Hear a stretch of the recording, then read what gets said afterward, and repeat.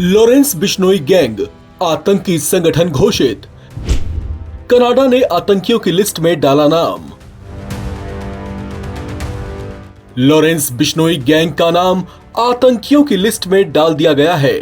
Canada की mark Carney सरकार ने अपनी आतंकी लिस्ट को अपडेट करते हुए लॉरेंस बिश्नोई गैंग को आतंकी समूह घोषित कर दिया है। इस बात की घोषणा कनाडा के सार्वजनिक सुरक्षा मंत्री गैरी आनंद सांगरी ने की। कनाडा सरकार के ऐसे फैसले की वजह बताते हुए गैरी आनंद सांगरी ने कहा कि कनाडा के कई प्रांत लंबे समय से ये मांग कर रहे थे कि लॉरेंस बिश्नोई गैंग को आतंकवादी संगठन के तौर पर सूचीबद्ध किया जाए। कनाडा के सार्वजनिक सुरक्षा मंत्री गैरी आनंद सांगरी ने अपनी एक पोस्ट में बड़े ही कड़े अल्फाज में कहा कि कनाडा में हिंसा, आतंक और समुदायों को धमकाना कभी बर्दाश्त नहीं किया जाएगा। कनाडा का दावा है कि बिश्नोई गैंग उनके देश में कई गैंग वॉर और हत्याओं में शामिल है। हाल फिलहाल लॉरेंस बिश्नोई गुजरात के साबरमती सेंट्रल जेल में बंद है। बताया जा रहा है कि कनाडा के कई राजनेताओं ने लॉरेंस बिश्नोई गैंग पर प्रतिबंध की मांग की थी।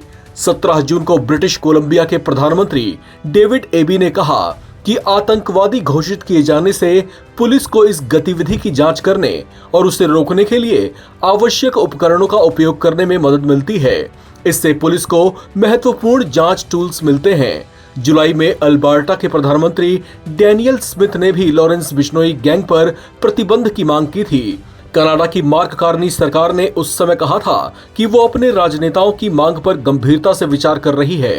कनाडा की अपराध निरोधक राज्य सचिव रूबी सहोता ने कहा कि आपराधिक संगठनों को आतंकवादी संगठनों की तरह से सूचीबद्ध किए जाने के कई उदाहरण हैं।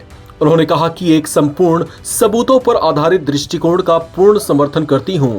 उन्होंने जनता की सुरक्षा को सर्वोपरि बताया और कहा कि अगर कोई समूह आतंकवादी समूह होने के पैरामीटर्स पर खरा उतरता है तो उसे बिना कोई देरी किए सूचीबद्ध कर दिया जाएगा। आपको बता दें कि कनाडा में हुई हत्याओं में लॉरेंस बिश्नोई गैंग पर आरोप लगाया जाता रहा है कि इसके पीछे उसी गैंग का हाथ है।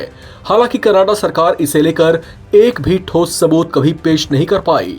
14 मई को कनाडा के टोरंटो में 51 वर्ष के हरजीत सिंह ढड्डा की उनके ऑफिस में पार्किंग में हत्या कर दी गई थी। हमलावरों ने हरजीत सिंह को गोलियों से छलनी कर दिया था। उनकी अस्पताल में इलाज के दौरान मौत हो गई थी। बाद में बिश्नोई गैंग से जुड़े 2 लोगों ने फेसबुक पोस्ट में हरजीत की हत्या की जिम्मेदारी ली थी। इस घटना के लगभग 2 महीने पहले ब्रिटिश कोलंबिया के सरे में एक और बिजनेसमैन की हत्या कर दी गई। उसी महीने ब्रैम्पटन में एक और बिजनेसमैन की हत्या कर दी गई। मारे गए दोनों बिजनेसमैन भारतीय मूल के थे। कनाडा की जांच एजेंसियों ने दावा किया था कि इन हत्याओं का कनेक्शन भारत के लॉरेंस बिश्नोई गैंग से है। लॉरेंस बिश्नोई गैंग को लेकर कनाडा के चरमपंथी खालिस्तानी नेताओं में डर रहा है। उन्हें ऐसा लगता है कि अगर वे भारत के खिलाफ आवाज उठाएंगे तो कहीं उनका भी काम तमाम ना हो जाए। हालांकि इस निराधार डर को लेकर आरोप लगाने वालों के पास इस गैंग के खिलाफ कोई प्रमाण नहीं है जिससे ये साबित होता हो कि उनके आरोपों में वाकई कोई दम है। इस खबर में फिलहाल इतना ही। बाकी अपडेट्स के लिए आप बने रहें नवभारत टाइम्स के साथ।